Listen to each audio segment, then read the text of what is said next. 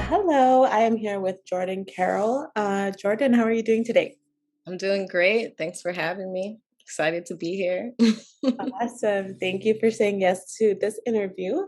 So we're going to go ahead and get right to it. But first, why don't you tell us a little bit about yourself, where you're from, where you got your undergraduate degree and your graduate degree? Okay, I'm Jordyn Carroll. I'm a speech pathologist, based in Washington, D.C. I'm from California. I saw you're from Fontana, so we're gonna have to talk about that later. Um, I'm I grew up in Menifee, California, and went to University of Redlands for undergrad, and for grad school, I went to Howard University. Very cool. All right. And so, how did you first hear about the SLP profession? And how old were you when you heard about this program? I was really young. Both my parents are educators. My mom was a special ed teacher for like 30 years. So I saw the special ed teacher go into her classroom. And I saw the kids like so excited to run up to like the little group table, and she got to come and go as she pleased. And I was like, that's the life that I want. My parents definitely like kind of pushed me towards it because they know me as a person, like I need autonomy, like I need to be able to do things on my own. So it just worked out. So I had to be like 8 maybe when I first knew what an SLP was. Okay, very cool. Why is being an SLP important to you? Um, and you said that you, as a being, you need autonomy. Can you tell me a little bit more about autonomy and SLP? Yes. So I think that being an SLP is important for a lot of different reasons. When I first started, it was just the fact that, well, first I've always loved like language and words, like it's always been my thing. But I thought that people like take the ability to communicate for granted. Like I just thought it was always so amazing. Like we can think something and then like say it and people will know what we're thinking. Like that's so wild to me. Like as a kid, I remember thinking that. So that was one thing. And then I just like really understood how important it was to be able to communicate. I think as I went further into the profession, I went through a lot of imposter syndrome because I was like the only Black person ever. I never saw a Black SLP until grad school. But like at the same time, it made me realize like how important it is that I do become an SLP because like I know that obviously all these SLPs are not only treating white people, white children, and I know that I can relate to like people of my culture in a way that nobody else can. So that was really important to me. Autonomy, I think that for me as an individual, I just am like, I don't like authority. Like I don't like having to answer to people. I like to be on my own schedule. I like to do what I want, basically. I've just always been that way. And I think I get that a lot. As an SLP, I work in a school, so it's a little bit more difficult as like it would be if I was like at a private practice or whatever. But I work for a contracting company that contracts into the schools. So I do still get a little more autonomy than I would if I was like a direct hire employee. So that's cool. I really enjoy it. But like still, I couldn't be out of school for long, I don't think. Yes, okay. So you had mentioned imposter syndrome through your journey of academia. Do you feel like higher education has given you more healing or more trauma? No healing. I don't think, actually, no, let me take that back. Had a lot of healing in grad school because I went to an HBCU. I went to, which is a historically Black college or university. I went to Howard, and like I said, it was the first time I saw Black SLPs. It was the first time like I saw people, period, in a position that looked like me, acted like me, listened to the same music, like we're into the same things. And like I could be myself. It was like in grad school is when I stopped code switching. Like I no longer code switch now because I know that I can be a professional and be myself.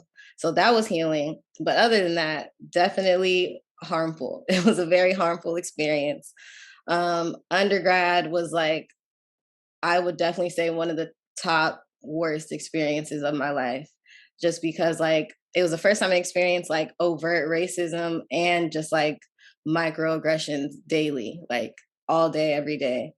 So that was harmful. And then like in undergrad as well, I was told like couldn't do this profession. I should look into doing other things. Like I was just discouraged. So yeah, I would say it was harmful. Yeah. So, you did identify a couple disparities in the program, but my next question is similar. Are you able to identify like maybe the top two, top three most harmful disparities that you saw in higher education in general? And after you name that, are you able to see a similar parallel in the BIPOC students that maybe you serve in the school setting? Yeah, I mean, I see huge differences. First, in undergrad, like I said, my school was 3% Black, Mm, which is the same as the profession is now.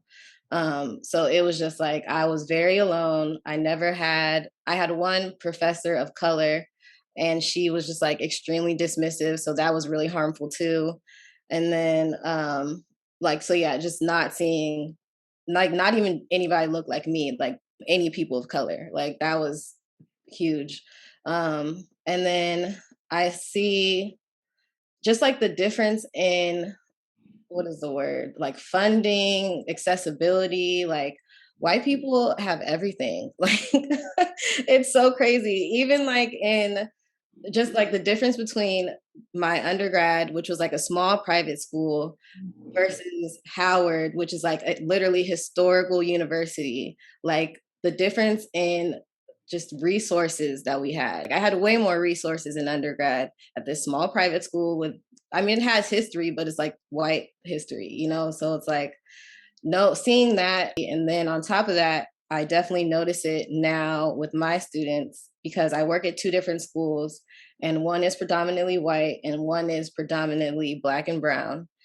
And it's just the same thing. Like they just have so much opportunity at the predominantly white school. Like the parents have so much free time.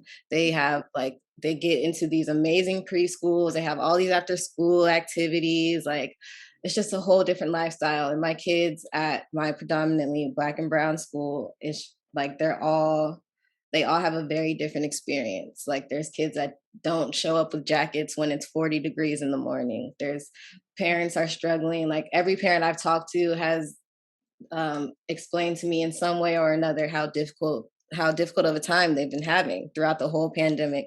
And the other school just does not seem phased at all. Like it's so interesting. I definitely see differences. thank you.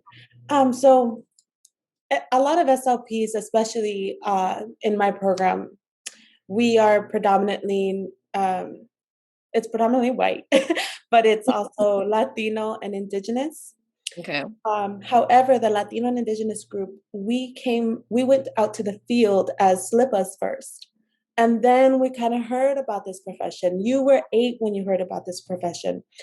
I feel like this profession, you're either born into it or you hear about it in school, like in college, if you make it that far. So, how do you think, or what would you suggest to SLP programs across the board on how to be more inclusive? Do you Yeah. have any ideas? Have you ever thought about that? I think about it all the time. And what you just said is 100% correct. I literally do not know a person of color who became an SLP that didn't hear about it from family. Mm. No, that's really it. That didn't hear about it from family. I don't know one.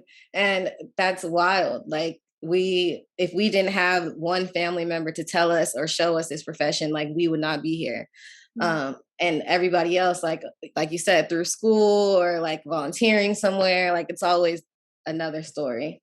So I think the first thing is money. Like Mm. obviously it's money. Like if it didn't cost me, like in over $100,000 in debt from student loans, and people of color graduate with the most student debt. If there was a way to combat that, and not have these expensive Okay, this is totally a safe space.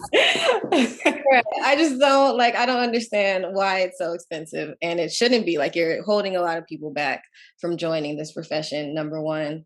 Mm, Number two, we need to get out into like high schools, middle schools, and like tell people about us. People don't know who we are or what we do. That's why nobody knows. And that's why there's so few of us. mhm. And three, I think um, our field is so stuck on like the traditional route. Like you going out into the field and becoming a slipper first, like that's not the norm. Like everybody else in your cohort just went through school, I'm assuming, because that's the way it usually is. Mhm. And so I think there needs to be like more, it needs to be easier for non-traditional students. Like I shouldn't have to go to a clinic full time and have full course loads of classes so that I can't work and provide for myself or my family or my child or like anybody that I have to take care of. It's just like they make it impossible. So if there's a way that we could do like more part-time programs or something like that, that would be cool. Not requiring the GRE. Yeah, a lot of things. Yeah, awesome. Thank you for that insight. So, now I'm moving a little bit more into your caseload, your students. So, you as a clinician, from your perspective of a clinician, what are some challenges that Black and Brown students face that your white students do not face? um, I would definitely say my white students have much more student involvement. I mean, sorry, parent involvement. Mm, Like I had at least 10 parents from my predominantly white school email me like before I even met the kid, before school started. And for my other school, I can get in touch with parents, but like getting them to meet or come to school for anything is like it's difficult. They're like, I have to work. They have no choice but to work. They don't have the luxury of being able to work from home like most Black and Brown families throughout the pandemic. They are going into work and they have to provide for their family, and that's the only option. And I think a lot of teachers and like administration see that as them not caring when it's really just like they have their priorities straight. Like they have to feed them, like they have to house the kids. Um, and I see that a lot. I would say that's the biggest difference. okay, yeah. And if applicable or from your experience, what are some mistakes that clinicians do when they are servicing students that look nothing like them, that do not come from the same place of origin, of birth, that have different cultures and different ethnicities? What are some common observations that you've seen, or maybe you yourself have done, where it's like, maybe don't do that? hmm the first thing is I think is most important is like self-reflection, being introspective, like understanding your biases, all of that. Like you should do that before you even meet the child. I feel like you need to check yourself. And I think a lot of people don't do that. And which leads to the second point, they like base them on stereotypes. Like everything is based on a stereotype. I just saw a post from Ianessa Humbert about this person that said like, oh, Black people don't like to get like the PEC tube or something like that. Just like grouping all Black families into this one thing that clearly is going to impact their health in one way or another. Like you can't assume just because of somebody's race that this one thing isn't going to work or they don't want it. And I see that happening a lot. And also really important is like the materials that people choose, like why they're just not culturally responsive. I think when you are looking at materials and you don't see anybody in them that looks like the child you're serving, that should be a red flag. And I think people overlook that a lot. Yeah, absolutely. You said that through your journey of higher education academia, there was a lot of pain, a lot of trauma. Do you see your students go through that pain and trauma? If you do you implement a space of healing in your sessions? It could be an activity, it could be affirmations. Do you do that? Yeah, I see my students definitely go through a lot of trauma, but I think their trauma looks very different than mine. Especially, I'm mostly speaking about the students that are people of color. Mhm, Um, their trauma has to do with like their environment usually, and not at school because they're surrounded by people that look like them for the most part. mhm, But we for sure do a lot of like healing spaces. We do like feelings check-ins before anything, and then we always end the session in the mirror with affirmations. But like no matter what, I make them know that this is a space where they can talk about what's going on. Like they can be themselves. They don't have to hide anything. Every time they come and go, I say like come see me if you need anything so that they know I'm here for them. Like that is certainly my priority, like 100%. yeah. What do you want your students to remember you by and for? I want them to remember me as somebody that cared about them. I really don't care about anything else. They could forget my name. They could forget what they saw me for. Like, I don't care. I just need them to know that I care about them, that they can come see me if they need something. Like, that's what matters to me most because a lot of my students don't have like stability or someone that checks in on them or someone that they know cares about them or loves them or won't switch up on them if they were acting out one day, like that kind of thing. Okay. You said you have parents who are educators. That obviously inevitably impacted you. Do you wish to impact this field the way your parents have impacted you? Or are you just going about your day trying to do the best that you can with the time that you have? I think both. I think a motto that I live by is do what you can with what you have where you are. And I think that I do that. And I also realize that by doing that, I can make an impact on the field.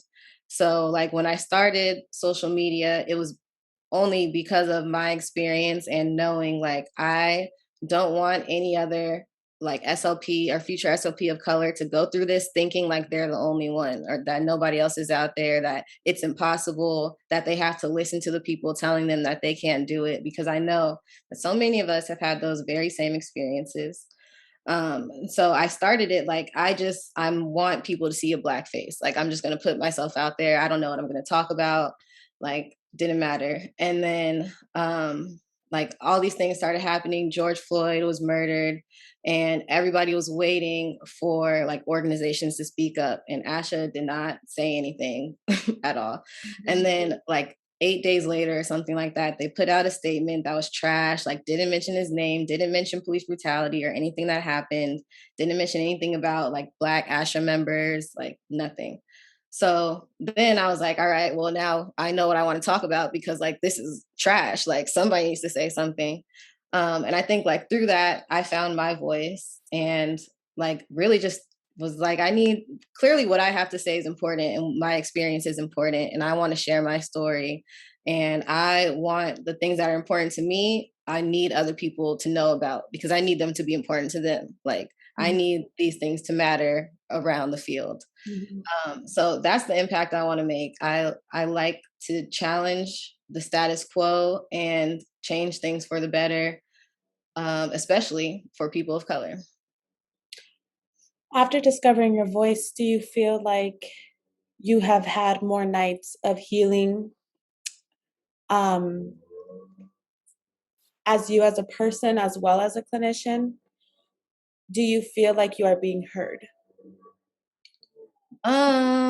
Yes and no. I feel like I go back and forth. I've had very healing nights. Like I like days or when like people tell me like I've made an impact or how something has changed or they've learned something from me. Like those are days where I'm like, this is like I'm doing something. This is worth something. These people are not having my same experience. And that's literally why I'm here.